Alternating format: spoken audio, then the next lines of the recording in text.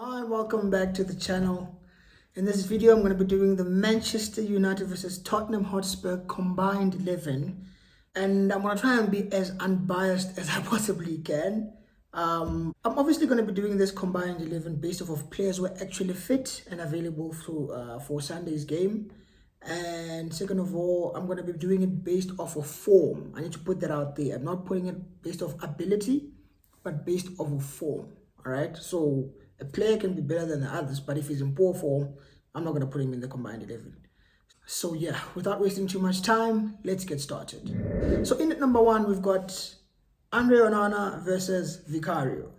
Now, if you're asking me from a side, who the better keeper is, I'd say Vicario is the better goalkeeper. He's a better shortstopper than Onana. Maybe Onana's better with his kicking, but Vicario is definitely a better shortstopper. But based off of form, Onana's kept more clean sheets than Vicario so far. In fact, United has kept more clean sheets than Spurs so far since the season started in the Premier League. And Onana has, even though he's made a blunder or two so far this season, he's been in decent form. So for me, Onana gets the goalkeeper slot. And then we're now going to move it on to the defense. Right back, we've got Pedro Porro for Spurs versus Nusa Mazraoui for Manchester United. Now, this one is a tough one. I think this was my most difficult one in the entire Combined 11 that I had to do.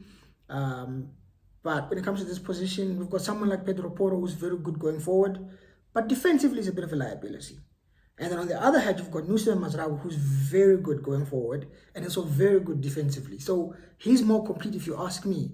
And if you want to put abilities aside, just going off of form, Mazraoui has been flawless so far this season. So for me, based off of form and ability, for me personally, I think Nusa Mazraoui goes in. Again, I'm not trying to be biased. I'm going off of facts here. Nusa Mazraoui has kept more clean sheets. He's been in better form, so Mazraoui gets the right back slot. Moving it on to the left back slot, we've now got Destiny Udogie for Spurs versus Diogo Dalot for Manchester United. Now, again, Destiny Udogie is a terrific left back, man. Very, very good player. However, I think Dalot's in better form going into this game. I genuinely do. I think, if I'm being honest, I think the United defense in general is in better form than the Tottenham Hotspur defense. However, we're going to do it one by one. And like I said, on this side on the left back, we've got Udogie versus Dalot. Again, I'm not being biased. I genuinely think Dalot is a top fullback. And I think he's having a better season so far than Destiny Udogie. So again, for me, Dalot goes into the left back slot. I know most people are going to think, oh, I'm just being biased. I'm not, guys. I'm not. Dalot's having a very good season, even though he's made a few blunders. So for me, Dalot goes into the left back slot.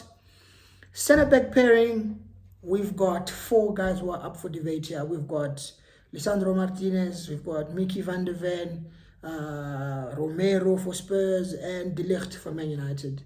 Now, out of those four, we're going to pick two.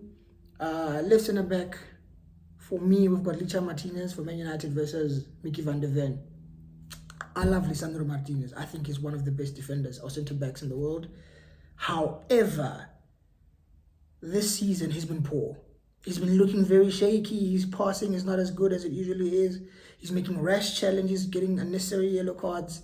And then on the other side, you've got someone like Mickey van der Ven who's been absolutely brilliant for Spurs. I know they've been considering goals so far in the season, but he's actually been playing well. So for me, Van der Ven brings the pace and solidity in defense. So for me, Van der Ven gets in. He's the first player to make it into the Combined 11.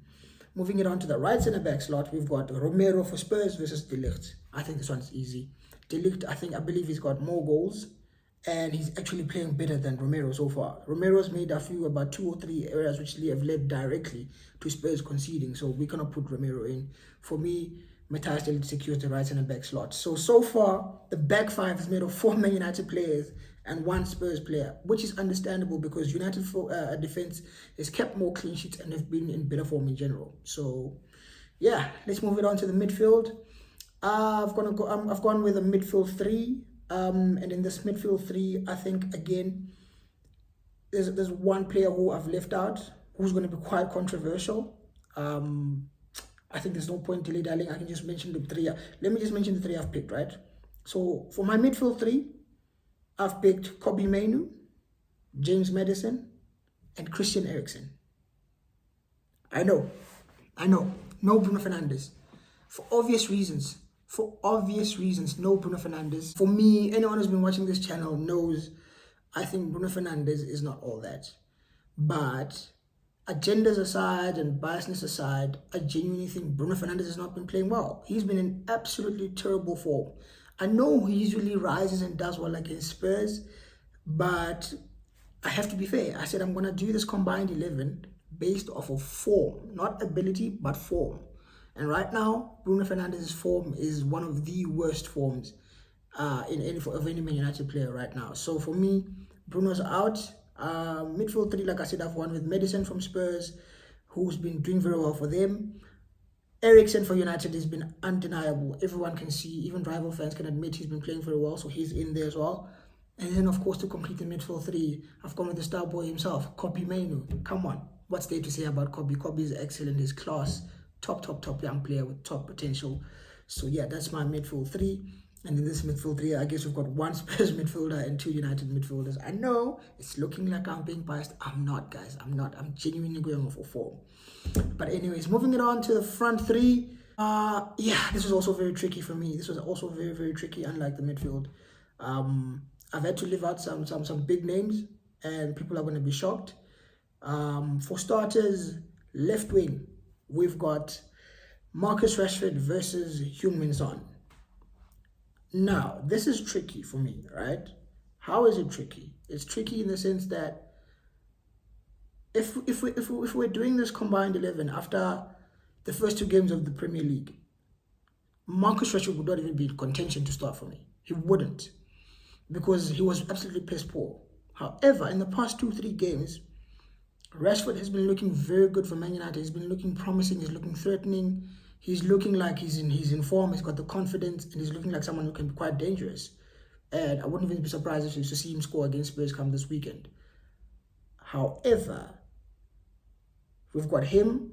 We've got Garnacho, who's also been coming off the bench and scoring or getting assists, but basically making most of his impact off the bench. And the third person you've got for that slot is Heung-min Son, who's been very good, in good form for Spurs as well. So for me, I have to be honest. Rashford has been in good form. So has Garnacho, but Garnacho is more so off the bench, so I'm not going to include him. But Rashford has been in good form. However, he hasn't scored many goals or gotten many assists. I know he should have had more by now, but he unfortunately doesn't have more goals or assists.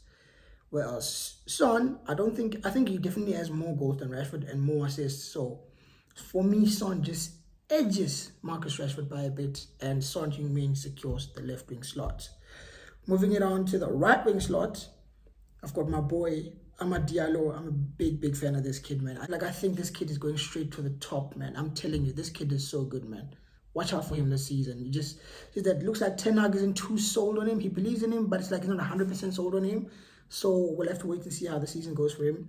But I think he's one to watch out for. I think he's a good player with really high top potential. But yeah, so on the right wing slot, we've got Amad Diallo, and then we've got Kulusevski for Spurs. Again, it's another controversial one. Like, he's literally one of my favorite players at United right now, Amad Diallo. I can't lie. However, going off of form, he's been in good form, Amad. But so has Kulusevski. And he's been very important to what Spurs are trying to do this season. So unfortunately, my star boy, Amad Diallo, I can't involve him. I can't include him in this combined 11. Again, I said I'm picking this combined 11 based off of form than ability. Ability-wise, I'm willing to argue with anyone that Amad is better than Kulusevski. I am willing to have that debate if anyone wants to have it. But right now, based off of form, they're both in good form. But on top of the form that they've got, I have to find something to split them. And I believe Kulusevski's got more goals and assists, so I'm just going to have to put Kulu slightly ahead of Amad. So Kulusevski secures the right wing slot. And then when it comes to the number 9 position, we've got Joshua Zirkzee for Man United versus Dominic Solanke for Spurs. And if I'm being honest, Solanke has had a slow start to Spurs. I know he scored in the last game he played for them in the league. He scored his first goal for the club, so that's good for him. He's going to get his confidence up. However, on the other side, we've got Joshua Zirkzee. I mean, he scored on his first game for United in the Premier League and hasn't managed to score since. However, he's been absolutely brilliant, man. He is key to everything that Man United do. The dropping deep, linking play, creating chances, the little flicks, the dribbling. He's just a very good 9.5, as he puts it. Instead of number 9, he's a 9.5. So for me, I'm very happy with Joshua Zirkzee. And if you're asking me who I'd rather have right now based on form between him and Solanke, I'm having Zirkzee in the number 9 right now. Honestly, I am. But you know what the funny thing is, right? Now that I've said I'd pick Zirkzee over Solanke, watch Solanke come dunk on us this coming Sunday. You know, football is a bit cruel, but hey, it is what it is. But yeah, anyways, that's the combined 11. Let me know what you guys thought. Do you disagree with anything I said? I don't know. Let me know. But then as for my score predictions, I think, if I'm being totally honest, I think United might draw 2-2. That's what my head is telling me, but my heart is stupid. It's telling me United are going to win. So I'm going to choose to go with my heart over my head, and I'm going to go ahead and predict a 2-1 win for Manchester United. Goal scorers, I can see Rashford scoring, and now that Bruno Fernandes has been absolutely rubbish, and people are calling for him to be dropped, I can see him getting a goal. So yeah, but I can see United winning a 2-1 win. But yeah, basically those are my thoughts. Let me know what you guys thought about my combined 11. Is there anyone who you thought I left out or included wrongly? Let me know in the comment section. And if you haven't already, please like the video, share the video, subscribe to the channel, and I will see you guys soon. Peace.